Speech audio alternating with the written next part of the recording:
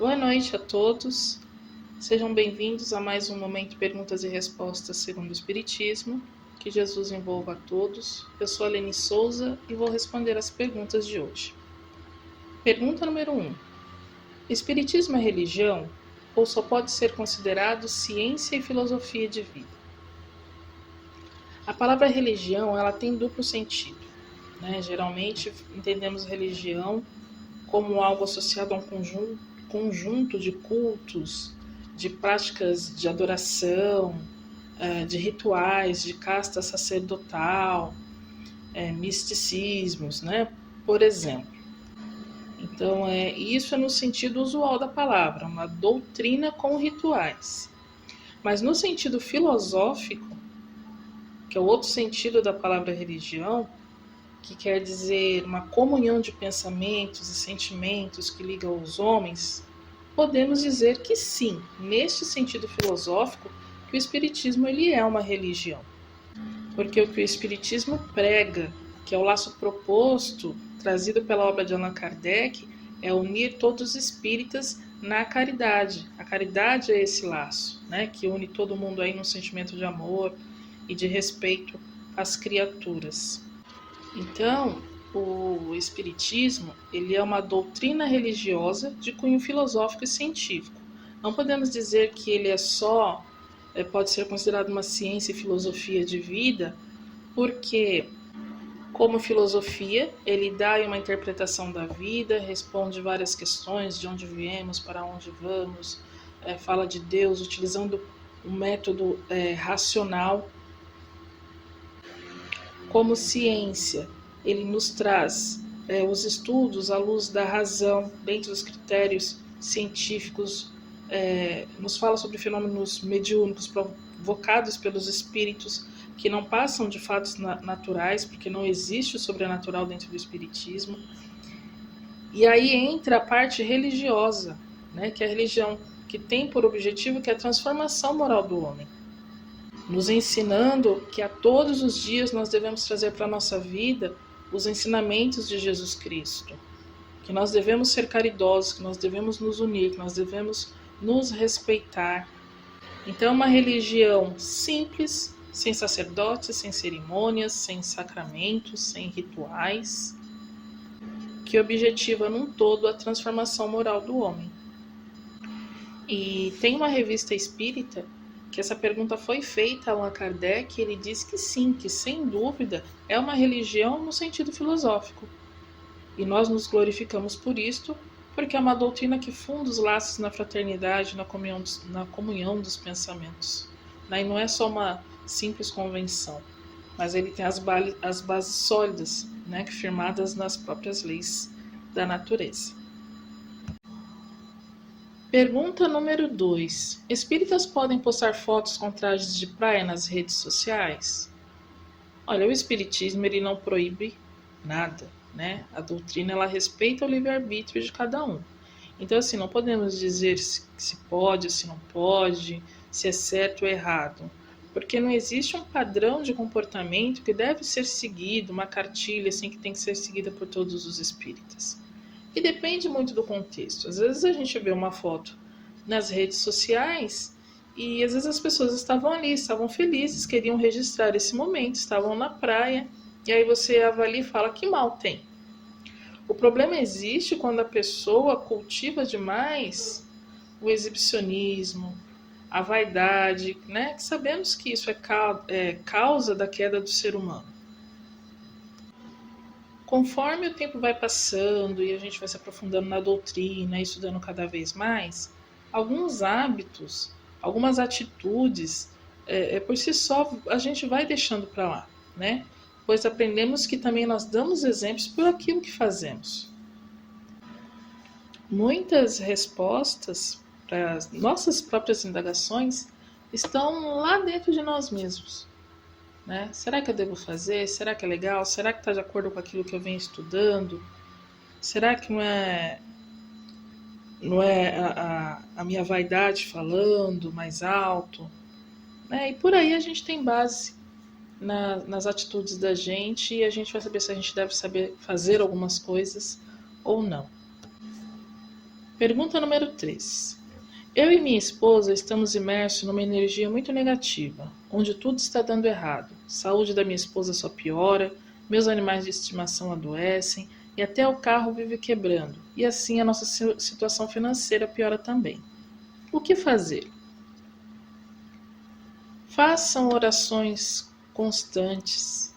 Comecem a vibrar no positivo, não fiquem só focados nas coisas ruins que acontecem na vida. Porque quanto mais a gente fica focado, mais preocupado, mais coisas ruins a gente às vezes acaba atraindo. Porque o nosso padrão vibratório cai, os irmãozinhos inferiores que não querem nos ajudar, mas sim prejudicar, ficam ali do nosso lado, só piorando a situação. Então, se unam em oração, confiem que são capazes de mudar tudo isso. É fácil? Não. Vai acontecer de uma hora para outra? Não, mas é na persistência, é na esperança, é na vontade de que muda que as coisas acabam por acontecer. Vão surgir dias em que vocês estarão mais seguros, né, de que nada vai acontecer, assim, para abalar vocês. Mas às vezes tem aquele dia que acontece alguma coisinha e aí já é o suficiente para acabar com toda aquela sintonia. Então se mantenham firmes na fé, façam o evangelho no lar, procurem sempre estar com pensamentos bons com relação a vocês e também com relação aos próximos.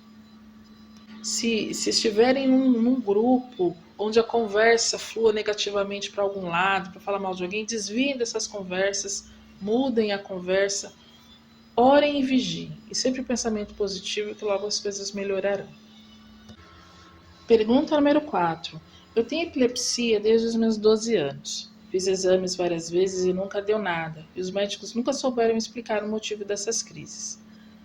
Antes de dar uma crise, eu sinto um medo incontrolável, coração acelerado, perco a visão, e eu sinto como se estivesse alguém perto de mim por uns 3 dias seguidos, e sinto um cheiro forte de perfume antigo. Para onde eu vou, eu sinto alguém do meu lado, porém isso me causa muito medo. Já fui à igreja evangélica e falam que é demônios. Já fui a um centro de umbanda e falam que eu sou médium e tenho que trabalhar com eles. Porém eu disse para mim mesma que não queria isso. Tomo remédio todos os dias, 4 comprimidos. Olha, podem ser obsessores sim. Existem até às vezes relatos em alguns livros, aí na literatura espírita, dessas situações. Então, procure uma casa espírita, faça um tratamento espiritual.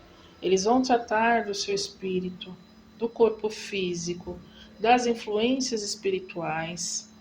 E quanto à mediunidade, isso vem depois, né? Aí, se você quiser, é claro, primeiro você vai estudá-la, vai se conhecer, vai entender todo esse mecanismo, tudo o que acontece com você, e a partir daí pode ser que você venha trabalhar com ela. Mas faça preces, é claro, esteja sempre com o seu pensamento elevado e, se possível, procure uma casa espírita para fazer um tratamento espiritual. Pergunta número 5. O que é um médium telepata? O médium telepata é aquele que possui a habilidade de se comunicar e ler pensamentos. Quem possui a telepatia também possui outras faculdades mediúnicas, né? Tem a telepatia espontânea, que se subdivide em pressentimentos, em premonições, em visões premonitórias. E tem também aquela que a pessoa consegue ter visões nítidas, até do presente, como do passado, adivinhações de acontecimentos afastados. Existem vários segmentos dentro desse tipo de mediunidade. A leitura de pensamento, por exemplo, ela pode ser usada em atendimentos fraternos dentro de uma casa espírita. Aquelas pessoas que às vezes chegam na casa espírita, mas ela tem dificuldade de se comunicar, de se expressar. Então, às vezes, se o atendente fraterno ele é telepata, ele já consegue descobrir ali o que a pessoa tem e conversar com ela. Pergunta número 6. Um médium pode incorporar um espírito encarnado? Sim, mas não a incorporação, mas a manifestação de um espírito encarnado. O próprio Kardec ele aborda isso no livro dos médiuns, em que ele fala que pode ocorrer a psicofonia e a psicografia. E que essa manifestação acontece como se o encarnado estivesse na condição de um espírito livre. Pode acontecer se o encarnado está dormindo, se ele está numa meditação, né, com o espírito fora do corpo. Pergunta número 7. Em algumas obras espíritas percebemos que após a morte o espírito é transportado para algum lugar diferente da Terra, seja esse local um umbral ou uma colônia espiritual. E nas obras mostra-se que eles são impedidos de visitarem a Terra antes de terem o merecimento alcançado com o trabalho e a resignação no plano espiritual. Mas o que acontece com os espíritos que vagam na Terra? Por que os obsessores, por exemplo, têm a permissão de estar na Terra? Os obsessores que aqui ficam porque eles querem ficar aqui, eles não querem evoluir, né? E a espiritualidade maior respeita o livre-arbítrio de cada um. Ninguém vai ser transportado para uma colônia ou para algum outro lugar sem que seja por sua vontade. Há casos de espíritos que aqui vagam e que relatam que não querem ter obrigação de trabalhar, de estudar, não querem partir daqui, querem ficar na sintonia aqui dos encarnados. E assim ficam vivendo, da mesma forma que viviam antes de desencarnar. E, muitas vezes, fazendo mal a quem esteja perto deles. Mas existem casos e casos, né, do que mantém esses desencarnados aqui. Os espíritos que querem evoluir, que querem estudar, estes sim ajudam, aceitam a ajuda dos espíritos mais esclarecidos e passam tempos em colônia, por mais que tenham saudade, vontade de voltarem à Terra, eles sabem que se eles voltarem antes de estarem preparados, eles podem se desestabilizar, eles podem interferir, com certeza vão interferir com a energia deles na vida dos desencarnados aqui, causando desequilíbrios.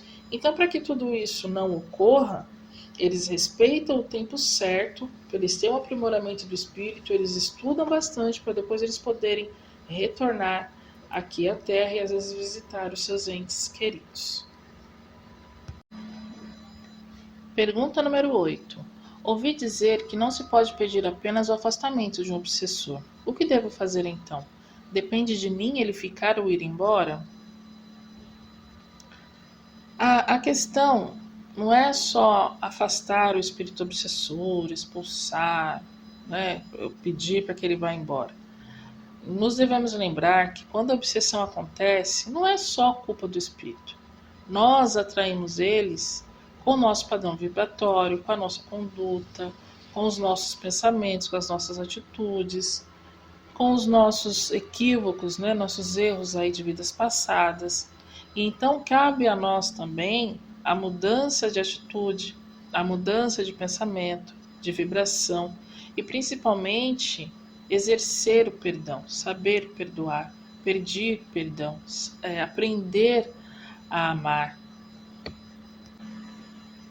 É aquilo que falamos da reforma íntima. Nós temos que nos reformar, nós temos que sermos melhores hoje do que fomos ontem. Então isso vai fazendo com que espíritos com vibração baixa não consigam chegar até nós. Então nós devemos mudar as nossas atitudes. Assim, a gente não vai dar guarida nem obsessor. Pergunta número 9. O que falar dos adúlteros dentro das religiões? Então, vamos pensar assim, que dentro de qualquer relacionamento, se existe o adultério é porque não está existindo amor. A pessoa que comete tal ato, ela também vai estar atraindo para ela a mesma lei de causa e efeito. E infelizmente o fato de seguir essa ou aquela religião não faz de nenhuma pessoa um ser evoluído, né? Embora as religiões, as doutrinas, tudo aí mostre o caminho. Então, os atos, os pensamentos, as intenções demonstram muito como nós somos como espírito. Se a a vontade da carne, da matéria ainda se sobrepõe ao espírito, se os impulsos, as paixões aqui do mundo ainda nos deixam longe da razão, demonstra que ainda é preciso a gente dar uma segurada. É como se tivéssemos que puxar ali as rédeas da carruagem para que a gente não perca o controle e não caia na ribanceira abaixo. Então, o adultério ele é como operações ilícitas, que foge à responsabilidade. A consciência de quem erra se encarregará de atormentar, apontando o seu equívoco, mesmo que a gente queira, às vezes, enganar a consciência durante o resto da encarnação, mas a gente sabe que fez errado. Então, quando, independente do erro, né, não só falando de adultério, mas independente do erro que o ser humano comete, ele sabe que faz errado, na maioria das vezes. Na maioria das vezes. A gente, antes de fazer alguma coisa, você sempre pensa, será que isso é bom?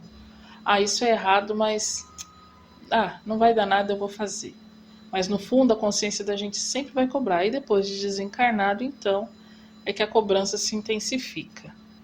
Mas é isso, as religiões elas existem para mostrar o caminho para os homens, mas os homens ainda, infelizmente, muito ligados às paixões mundanas, acabam errando e não seguindo aquilo que eles estudam e muitas vezes aquilo que eles pregam. 10ª pergunta. Como conviver com pessoas doentes emocionais dentro do próprio lar que nos atacam todos os dias? Vamos considerar que o sofrimento, que as amarguras da vida, aquilo que a gente às vezes é obrigado a presenciar, é obrigado a conviver, são oportunidades para a gente se reajustar com as leis de Deus. Nós não sabemos o quanto ainda temos que expiar, que pagar, mas nós temos que ter a certeza de que, com fé e com paciência, nós vamos vencer cada etapa da vida, cada dificuldade, cada pedra no caminho. Então, suportemos com fé. Faça o seu melhor com amor, sem esperar recompensas.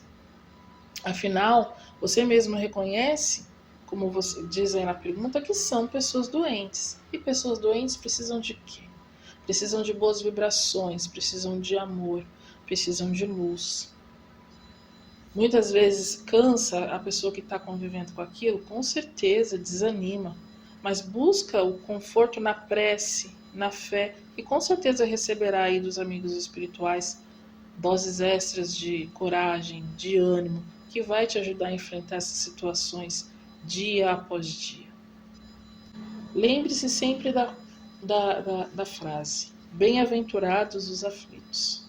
Suporte com fé as provações desta vida, que a recompensa vem mais tarde. E assim, meus irmãos, encerramos então o momento perguntas e respostas. Eu peço que aquele que tiver alguma pergunta, que tiver dúvida, envie para nós. Muitas vezes chega no dia nós não temos perguntas para colocar para vocês e repetimos algumas perguntas que já foram feitas no passado. E agradeço àqueles que enviaram suas perguntas para nós hoje também. Que Jesus abençoe a todos. Tenha uma ótima noite.